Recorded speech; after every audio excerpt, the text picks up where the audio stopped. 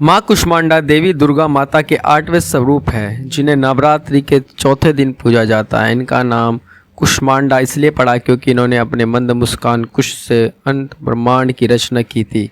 इन्हें सृष्टि की आदि शक्ति भी कहा जाता है। ब्रह्मांड की सृष्टि करता है। ऐसी मान्यता है कि जब चारों ओर अंधकार था तब माँ कुष्मांडा ने अपनी दिव्य मुस्कान से ब्रह्मांड की रचना की।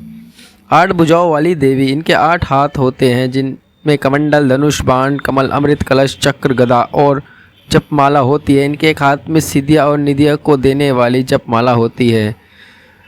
सूर्य के तेज से अधिष्ठात्री देवी माँ कुष्मांडा सूर्य लोक में निवास करती है और इन्हें सूर्य के तेज का स्रोत माना जाता है। इनकी कृपा से ही सूर्य मंडल प्रकाशित रहता है। वाहन और स्वरूप, इनका वाहन सिंह है जो शक्ति और साहस का प्रतीक है। इनका रूप दिव्य और मनोहारी है जिससे पूरा ब्रह्मांड प्रकाशित होता है।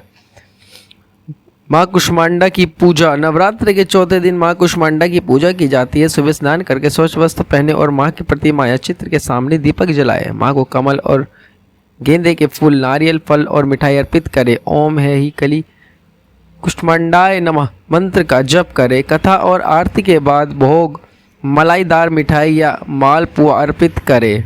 स्वस्थ और दीर्घायु। माँ की पूजा करने से आरोग्य और दीर्घायु प्राप्त होती है।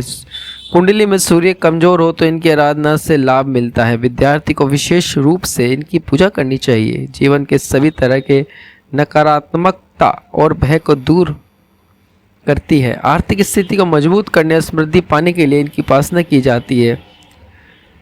पौराणिक कथा के अनुसार सृष्टि के आरंभ में जब चारों ओर अंधकार था तब किसी का भी अस्तित्व नहीं था। तब माँ कुष्मांडा ने अपनी मुस्कान से ब्रह्मांड की रचना की। धीरे धीरे उनके तेज से सूर्य, ग्रह, नक्षत्र और जीवन उत्पन्न हुआ। इसलिए इन्हें आदिशक्ति भी कहा जाता है। या देवी सर्वभूतेषु माँ कुष्मांडा रूपेण संस्थिता नमस्तस्ये नमस्तस्ये नमस्तस्ये नमो नमः। माँ कुष्मांडा सृष्टि की रचनाकार है और अपनी कृपा से भक्तों को सुख, समृद्धि, ज्ञान और शक्ति प्रदान करती है। नवरात्रि के चौथे दिन इनकी उपासना करने से जीवन में सकारात्मकता और सफलता आती है। जय माता दी।